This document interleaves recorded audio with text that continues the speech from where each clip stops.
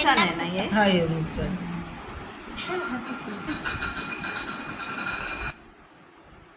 Hi hello friends, ಹೇಗಿದ್ದೀರಾ? ಇವತ್ತು ನಮ್ಮ ಮನೆಗೆ ಫಿಶ್ ತಂದಿದ್ದಾರೆ. ನೋಡುವ ಅದನ್ನೆಂತೆಲ್ಲ ಮಾಡ್ತಾ ಇದ್ದಾರೆ ಅಂತ. ಬನ್ನಿ, ನನ್ನ ಮಗ ಕೂಡ ತುಂಬ ಖುಷಿಯಾಗಿದ್ದಾನೆ. नहीं हाथ को गंदा लग रहा है ना, इस से बोली ठहर जा बेटा, गंदा लग रहा है। चिकना बोली तो ರೂಪ್ ಚಾನ್ ಅಂತ ಫಿಶ್ ಅಂತೆ, ರೂಪ್ ಚಾನ್. ಇಲ್ಲಿ ಅದು ನೆಕ್ಸ್ಟ್ ಟೈಮ್ ನನಗೆ ಫಿಶ್ ಮಾರ್ಕೆಟ್ ಕೂಡ ಹೇಗೆ ಅಂತ ತೋರಿಸ್ಕೊಡ್ತೀನಿ.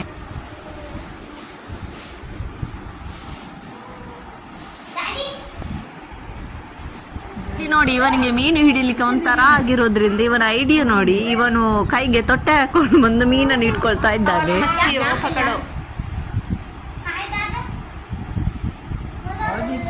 इसमें थैली में इसमें बड़ा वाला है, इसमें से पकड़.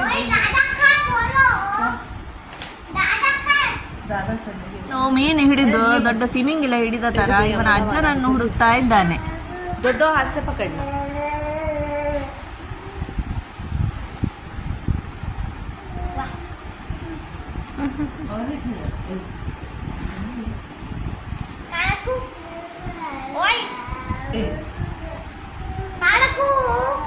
इसमें डाल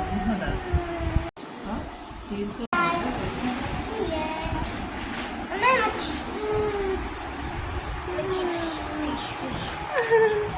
ऐसा पकड़ रख के आओ जो उसका दुम. ಇಲ್ಲಿ ನನ್ನ ಅತ್ತೆ ಎಲ್ಲ ಮೀನದ್ದು ಡಬ್ಬಿ ಮಾಡಿ ಇಡ್ತಾ ಇದ್ದಾರೆ, ಬೇರೆ ಬೇರೆ ಬೇರೆ ಪೀಸಸ್ ಎಲ್ಲ ಅವರೇ ಇಡುವುದು ಯಾವಾಗಲೂ ಕೂಡ.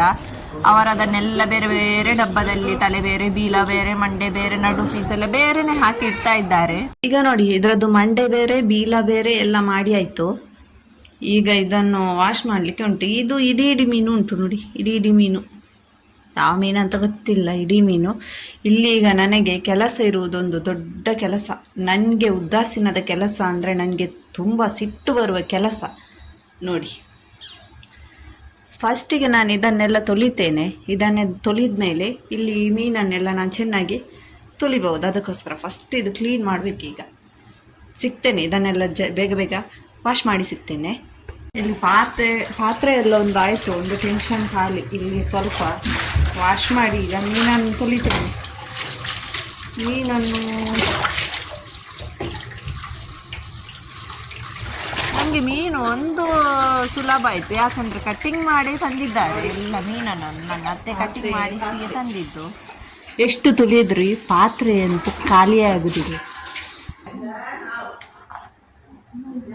ಈಗ ಇಲ್ಲಿ ಮೀನನ್ನು ವಾಶ್ ಮಾಡಲಿಕ್ಕೆ ಉಂಟು. ಏನು ಬೇಕಾದರೆ ಹೇಳಿ, ಯಾರೇನು ಬೇಕಾದರೆ ಹೇಳಿ. ನನಗೆ ನನ್ನ ಊರಿನ ಮೀನದ್ದೇ ಟೇಸ್ಟ್ ತುಂಬ ಚಂದ. ನನಗೆ ಈ ಮಂಗಳೂರದ್ದು, ನಮ್ಮ ಉಡುಪಿಯದ್ದೆಲ್ಲ ಉಂಟಲ್ವ, ಅದು ಮೀನದ್ದು ಟೇಸ್ಟ್ ಯಾವ ಮೀನು ತಿಂದರೂ ಇಲ್ಲಿ ಅದು ಬರುವುದೇ ಇಲ್ಲ. ಅಲ್ಲಿ ಮೀನದ್ದು ಟೇಸ್ಟ್ ಎಂತ ಅಲ್ವಾ. ಒಂದು ಬಂಗುಡೆ ಮೀನು ಒಂದು ಫ್ರೈಯಲ್ಲಿ ಒಂದು ಬಟ್ಟಲು ಫುಲ್ಲು ಊಟ ಮಾಡ್ಬೋದು. ಹಾಗೂ ನನಗೆ ಊರಲ್ಲೆಲ್ಲ ಹೋದರೆ ಬಂಗುಡೆ ಮೀನು ಬೇಕಂತ ಇಲ್ಲ, ಬಂಗುಡೆ ಮೀನದ್ದು ರಸ ಸಿಕ್ಕಿದ್ರೆ ಸಾಕು, ಅದರಲ್ಲಿ ತುಂಬ ಹೊಟ್ಟೆ ತುಂಬ ಊಟ ಮಾಡ್ಬೋದು. ಇಲ್ಲಿ ಹೇಗೆ ಮಾಡಿದರೂ ಕೂಡ ಈ ಮೀನದ್ದು ಒಂದು ರುಚಿಯೇ ಬೇರೆ ನೋಡಿ. ಈಗ ಇದನ್ನೆಲ್ಲ ವಾಶ್ ಮಾಡಿ ಇದನ್ನು ಸಾರು ಮಾಡಲಿಕ್ಕೆ ಉಂಟು, ಇದನ್ನು ಫ್ರೈ ಮಾಡಲಿಕ್ಕೆ, ಇದು ಕೂಡ ಇನ್ನು ವಾಶ್ ಮಾಡಲಿಕ್ಕೆ ನೋಡಿ. ಅಪ್ಪ, ಇದೆಲ್ಲ ತುಂಬ ಕಷ್ಟದ ಕೆಲಸ. ಈ ಕಟ್ಟಿಂಗ್ ಮಾಡಿ ತರೋದ್ರಿಂದ ಆಯಿತು, ಇಲ್ಲಾಂದರೆ ಯಬ್ಬ ಇದನ್ನೆಲ್ಲ ಹೇಗೆ ಕಟ್ ಮಾಡಬೇಕಿತ್ತು. ಈಗ ನಾನಿಲ್ಲಿ ನಮ್ಮ ಅನ್ನ ಬೇಯಿಸ್ಲಿಕ್ಕೆ ರೆಡಿ ಮಾಡ್ತೇನೆ. ನಾವು ಇಲ್ಲಿ ಕುಚ್ಚಲು ಹೋಗಿ ತಿನ್ನೋದಲ್ಲ, ನಮ್ಮದು ಇಲ್ಲಿ ಸೋನಾ ಮಸೂರಿಯೇ ತಿನ್ನೋದು.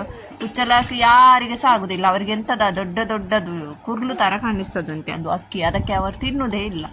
ಊರಿಗೆ ಬಂದರೆಲ್ಲ ನನ್ನ ಹಸ್ಬೆಂಡ್ ಮಕ್ಕಳೆಲ್ಲ ತಿಂತಾರೆ, ಇಲ್ಲಿ ಮಾಡೋದಿಲ್ಲ.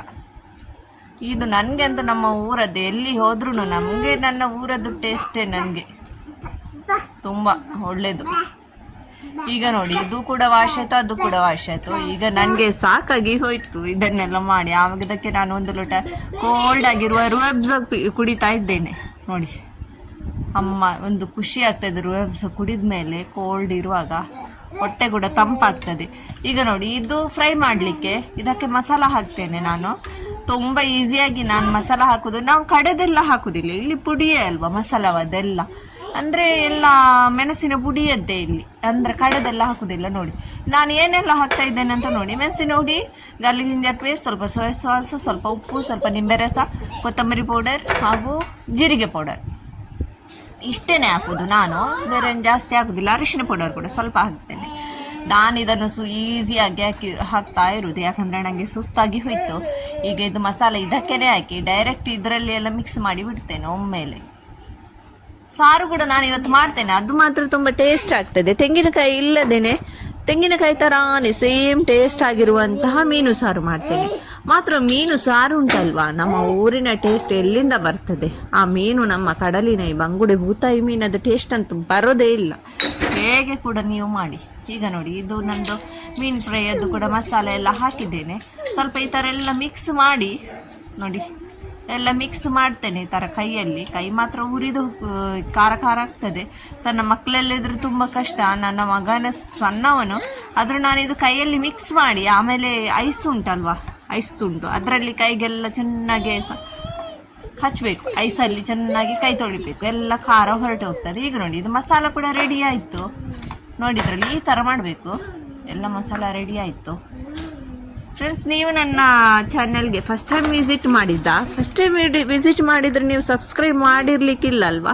ಸಬ್ಸ್ಕ್ರೈಬ್ ಮಾಡಿ ಆಯಿತಾ. ಒಂದು ಲೈಕ್ ಕೂಡ ಮಾಡಿ, ಕಮೆಂಟ್ಸ್ ಕೂಡ ಮಾಡಿ. ನನಗೆ ನೀವು ಸಬ್ಸ್ಕ್ರೈಬ್ ಮಾಡದೇ ವಿಡಿಯೋ ನೋಡಬೇಡಿ, ನನ್ನ ಎಲ್ಲ ನೋಟಿಫಿಕೇಷನ್ ನಿಮಗೆ ಬರಬೇಕಲ್ವ. ನಾನು ಇದೇ ಥರ ಎಲ್ಲ ವೀಡಿಯೋಸ್ ಸಿಂಪಲ್ ಆಗಿರುವಂಥ ವ್ಲಾಗ್ಸ್, ರೆಸಿಪಿ ಅದೆಲ್ಲ ಹಾಕ್ತಾ ಇರ್ತೇನೆ, ಶಾಪಿಂಗ್ ಅದೆಲ್ಲ ನೋಡಿ. ಈಗ ನನಗೆ ಮಾಡಲಿಕ್ಕುಂಟು ಇದು ಎಂಥ ಇದರದ್ದು ಕರಿ. ಸ್ವಲ್ಪ ಕನ್ನಡ ಮಾತಾಡುವಾಗ ಒಮ್ಮೊಮ್ಮೆ ಸ್ವಲ್ಪ ತಪ್ತದೆ, ಅಂದರೆ ನಾವು ಹೈದರಾಬಾದ್ಗೆ ಬಂದಮೇಲೆ ನಾನು ಇಲ್ಲಿ ಕನ್ನಡನೇ ಮಾತಾಡೋದು ಯಾರೊಟ್ಟಿಗೆ ಇಲ್ಲ. ಈ ವ್ಲಾಗಿಂಗೋಸ್ಕರ ಕನ್ನಡ ಮಾತಾಡ್ತಾ ಇರೋದು. ನಾನು ಹೈದರಾಬಾದ್ಗೆ ಬಂದು 12 ವರ್ಷ ಆಯಿತು. ಈಗ ನನ್ನ ಫ್ರೆಂಡ್ಸ್ ಅವರೊಟ್ಟಿಗೆ ಯಾರ್ದು ಕಾಂಟ್ಯಾಕ್ಟ್ ಇಲ್ಲದಿರೋದ್ರಿಂದ ನನಗೆ ಕನ್ನಡ ಮಾತಾಡಲಿಕ್ಕೆ ಸ್ವಲ್ಪ ಕಷ್ಟ ಆಗ್ತದೆ.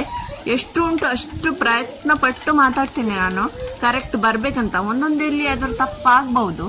ಈಗ ಇದು ಉಂಟಲ್ವಾ, ನಾನು ಇದರದ್ದು ರಸ ಮಾಡಲಿಕ್ಕೋಸ್ಕರ ಮೀನದ್ದು ಇದು ಟೊಮೆಟೊ ಎಲ್ಲ ಈ ಥರ ಮಾಡಿ ಒಂದು ಗ್ರೈ ಅಂತ ಕಡ್ಕೊಂಡು ಬರೋಣ ಮಿಕ್ಸಿಯಲ್ಲಿ.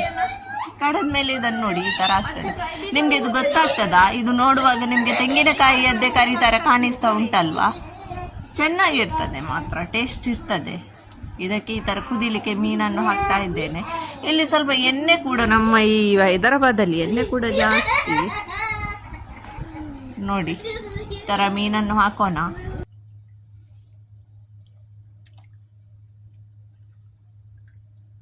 ನೋಡಿ ಫ್ರೆಂಡ್ಸ್, ಈಗ ನಮ್ಮ ಮೀನು ಫ್ರೈ ಮಸಾಲ ಹಾಕಿ ಇಟ್ಟಿದ್ದೇನೆ, ಅದು ರಾತ್ರಿಗೋಸ್ಕರ, ಇದು ಮಧ್ಯಾಹ್ನಕ್ಕೆ. ನಾನಿನ್ನು ನಿಮ್ಮ ಜೊತೆ ಇನ್ನೊಂದು ವ್ಲಾಗಲ್ಲಿ ಮೀಟ್ ಆಗ್ತೇನೆ.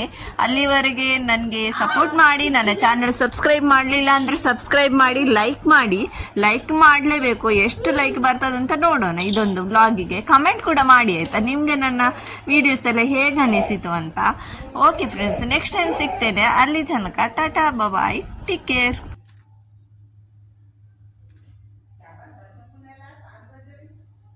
शाइमा को मैं भोर के पापा को 4 बजे